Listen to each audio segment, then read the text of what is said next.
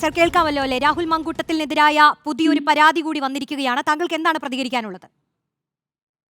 പരാതി എവിടെ വന്നു എന്നാണ് നിങ്ങൾ പറയുന്നത്. ആ പരാതിയെ കുറിച്ച് യാതൊരു വിവരവും എന്നെ സംബന്ധിച്ചിടത്തോളം ഇല്ല. ഞാനിപ്പോ തൃശ്ശൂരിലാണ്. പരാതിയെ കുറിച്ച് അറിയാതെ അതിനെതിരെ പ്രതികരിക്കുക എന്ന് പറയുന്നത് ശരിയായ ഒരു നടപടിയല്ല. പരാതി എന്താണ് എന്നതിനെ കുറിച്ച് ആദ്യം അന്വേഷണം നടക്കട്ടെ. പാർട്ടി നേതൃത്വത്തിന് പരാതി പോയിട്ടുണ്ട്. ദേശീയ നേതാക്കൾക്ക് രാഹുൽ ഗാന്ധിക്കും പ്രിയങ്ക ഗാന്ധിക്കും പരാതി പോയിട്ടുണ്ട്. KPCC അധ്യക്ഷന് പരാതി പോയിട്ടുണ്ട്. അതിൽ ഗുരുതരമായ ആരോപണങ്ങളാണ് യുവതി ഉന്നയിക്കുന്നത്. ക്രൂരമായി പീഡിപ്പിച്ചു, ഹോം സ്റ്റേയിൽ വിളിച്ചു വരുത്തി ബലാത്സംഗം ചെയ്തു എന്നടക്കമുള്ള ഗുരുതര ആരോപണങ്ങളുണ്ട് ആ പരാതിയിൽ.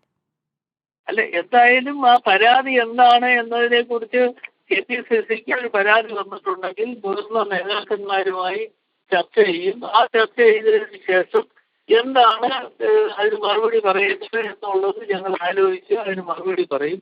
ഒന്നും അറിയാതെ ഞാനൊരു പ്രതികരണം നടത്തുന്നത് ശരിയല്ല എന്നുള്ളത് കൊണ്ട് അങ്ങനെ അതിനെതിരെ പ്രതികരിക്കാൻ ഇപ്പൊ പറ്റുന്നില്ല. ഈ ശക്തമായ ഈ ആരോപണങ്ങൾ നിലനിൽക്കുന്ന സമയത്ത് പാർട്ടി ആലോചിച്ച് തന്നെ ഇപ്പോൾ UDF മൊത്തത്തിൽ ഇത് ആലോചിക്കേണ്ട ഒരു സമയം കൂടിയാണല്ലോ. അപ്പോൾ ഒരു ശക്തമായൊരു നടപടി ഉണ്ടാകുമോ ഈ പരാതിയിലെ കാര്യങ്ങൾ? അതെ, പരാതി എന്താണ് എന്നതിനെ കുറിച്ച്, പരാതി എവിടെയാണ് കൊടുത്തത് എന്നതിനെ കുറിച്ചും ഒക്കെ നിങ്ങളിലൂടെ മാത്രമേ അറിയാൻ കഴിയത്തുള്ളൂ.